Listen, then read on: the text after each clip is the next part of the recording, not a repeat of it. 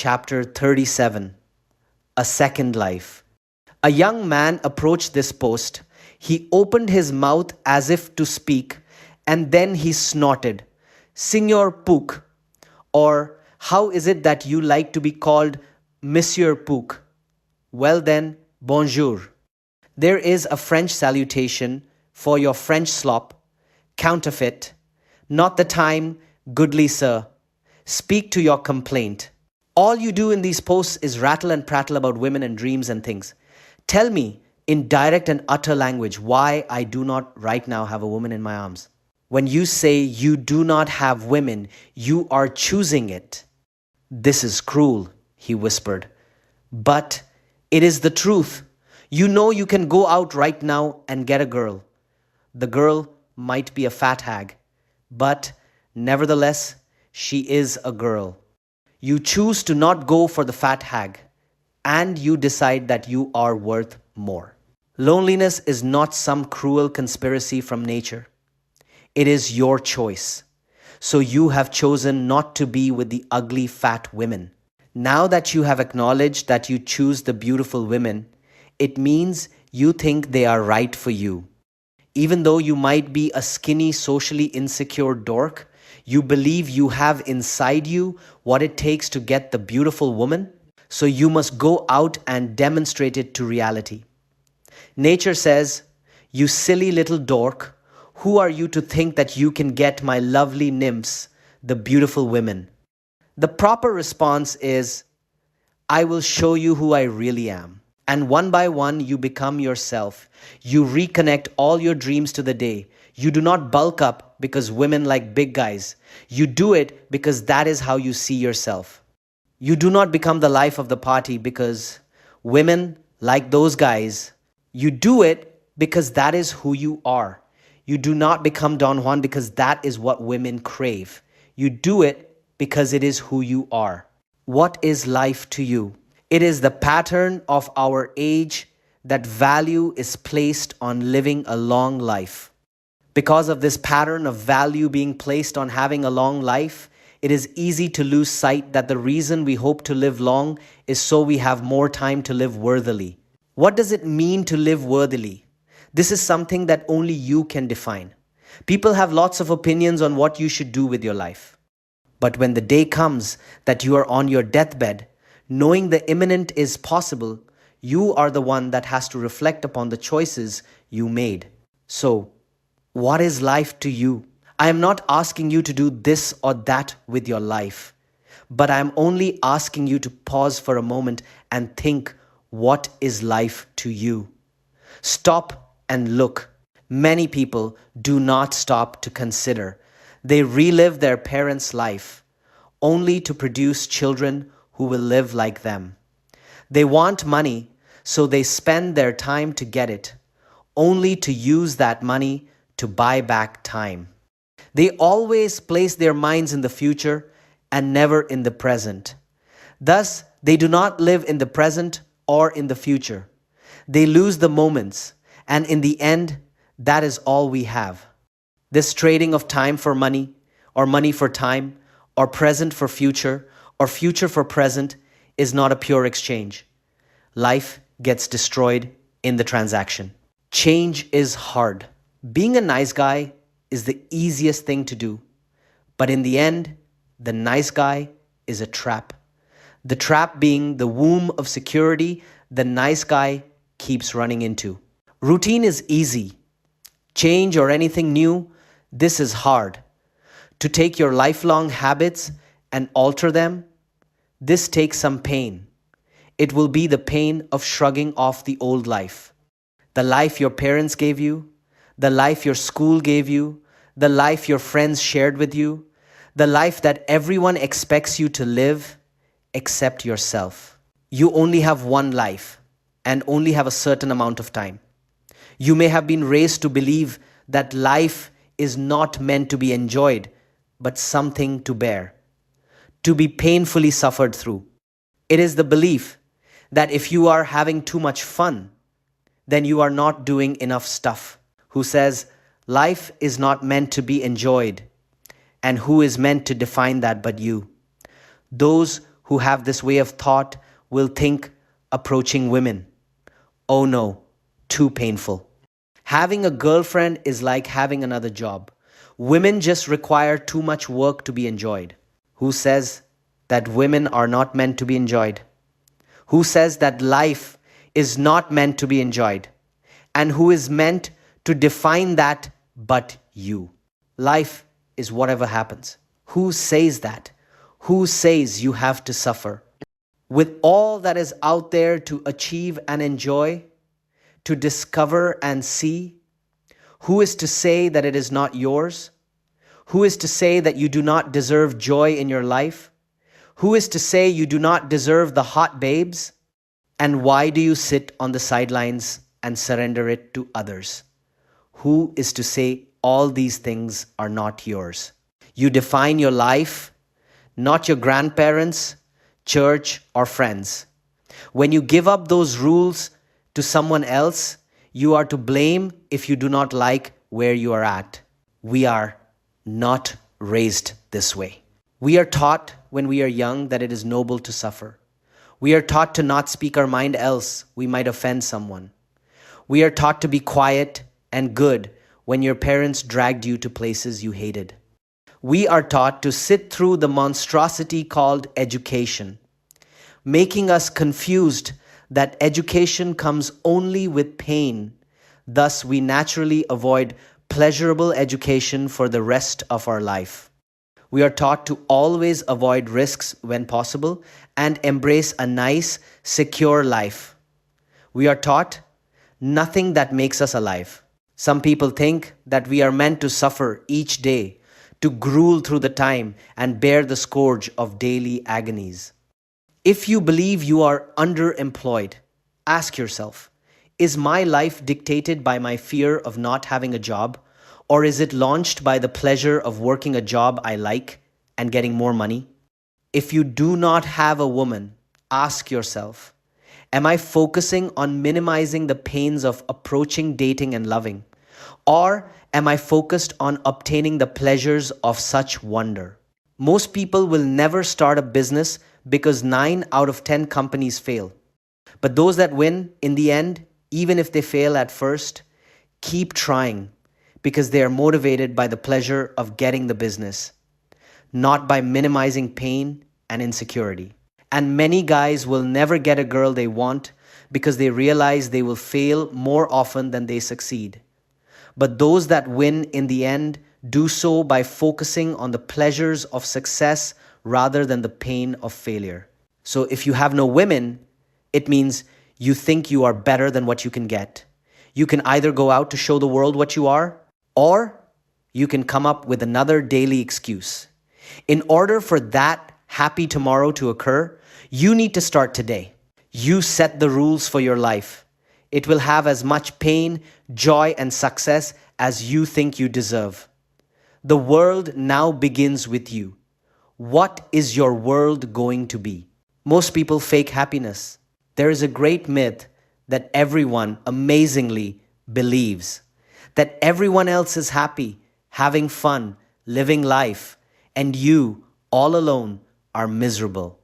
That everyone is out there having amazing, glorious sex, while you must content yourself with pornos. This is not true. Most people are in the exact same spot as you are. And those glorious unions you see everywhere, most of them are simply scared of being alone. So they go off and grab the nearest available person. The others are lying together with vanity.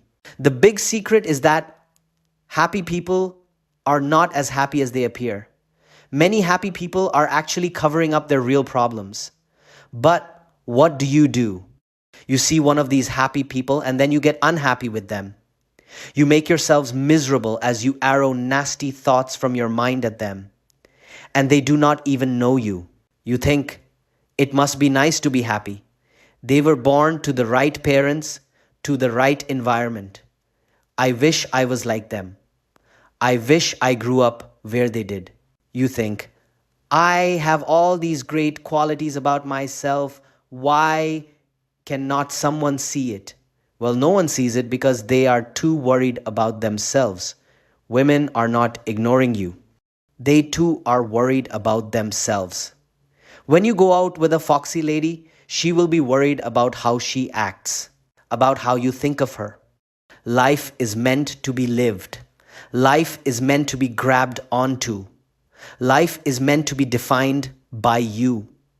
No one may define your life. Not your parents, not people on the internet, no one. A second life. Now, your life belongs to yourself. What are you going to do with it? This gift of life is yours and yours alone. It truly is the only thing no one can take away. Only you can give it away, to chunk it, to toss it into the abyss of time. But no longer will you do that. Before you crawled and inched your way through life, now, cocooned and reabsorbed with your new thoughts, you molt off your old life and begin a new one. The other caterpillars, feeding on their grubs and inching in circles, look up at the sky to see you blaze by. How can he fly so high? How is he so colorful? How can he be so free? Nothing can stop you now except yourself. You now have the power to do what you have always dreamed. What are you going to do? The inner light of who you really are has broken out and will dazzle the world. You are so lucky, for you have saved your life. Now you know how precious life is, because you were so close to age without discovering it. And so people will notice the new you. Before I came here, I was mad for a girl. Now that same girl looks at me and stares. Something is different, she says. Something in your eyes, in your face. Shrugging, she smiled. It must be the light. I kissed her and pulled her to me. Yes, I said, it must be the light. Regarding selfishness, life-changing decisions, and so on, what am I getting at? Thanks to this site, I have developed a great sense of self and a much higher level of confidence. Not perfect by any means, but a hell of a lot improved. I have committed myself for the last couple years to doing whatever it takes to get what I want. Money, girls, power, and so on. All of a sudden, this does not seem appealing to me. I feel willing to give up all the hard work to follow a completely different path. All of a sudden, the thought of screwing people over or succeeding at all costs makes me really uneasy. Power games with girls or co-workers are something I used to be able to play very well, but now I want nothing to do with them. I feel like everything I wanted in life is being turned on its head. Maybe I am just ranting here, but the world has really been showing its dark side lately, and I just do not want a part of all the bullshit. Is there anyone out there who honestly gives a damn where to go from here? All the Don Juan techniques I have read over and over seem so insignificant. God, I had everything planned out. I feel like I am back at square one and then some.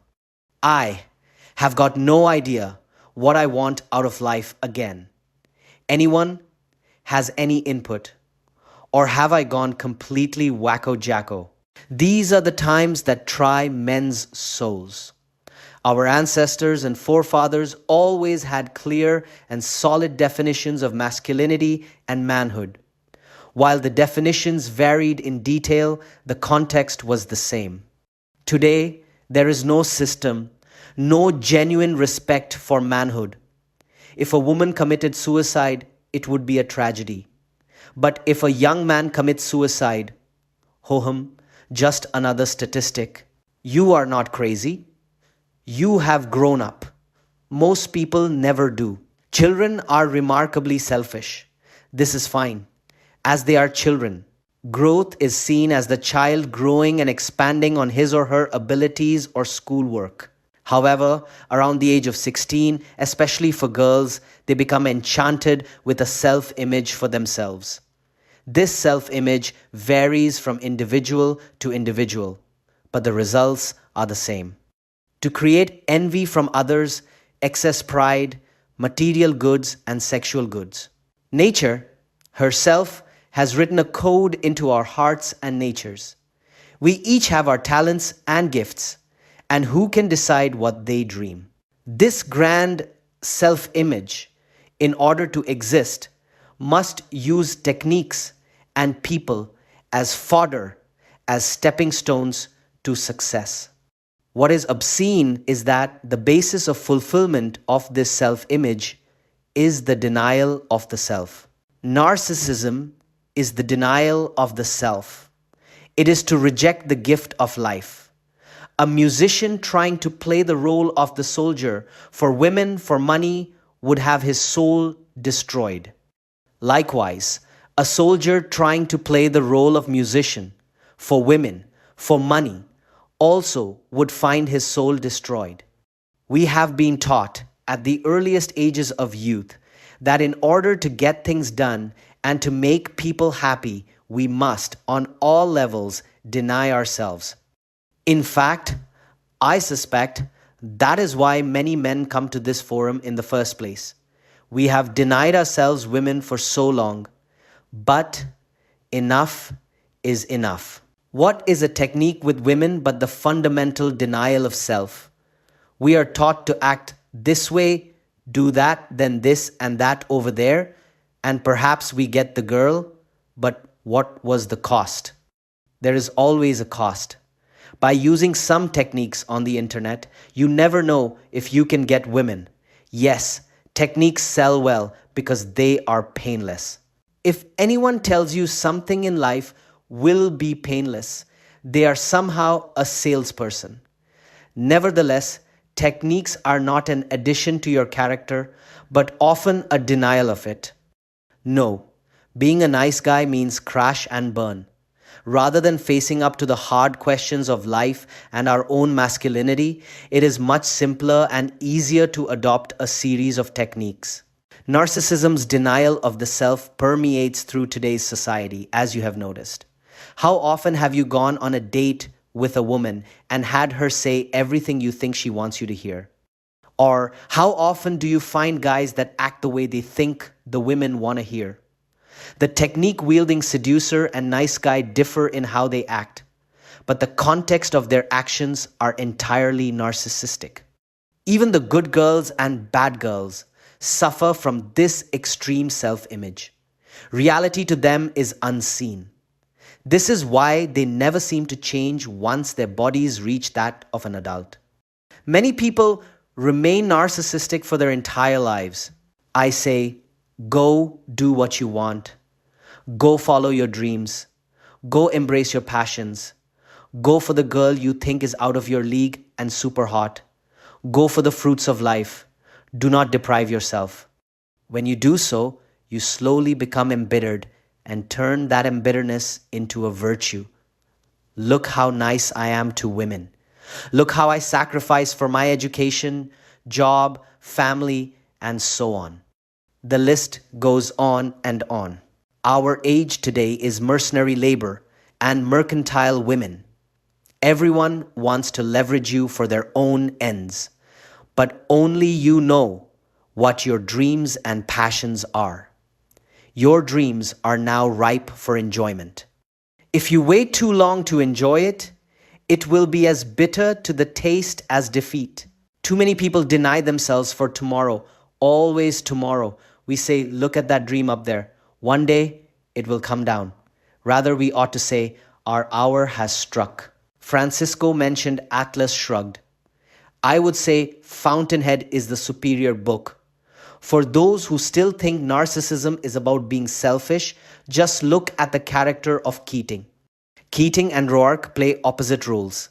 Keating does whatever to please others. He even denies his heart to marry a beautiful woman. Rourke does only what pleases himself and pursues his own passions. In the end, Keating becomes broken while Rourke wins the world. The point is that both characters face severe pain. For pain will occur to you in life. If anyone tells you differently, they are a salesperson.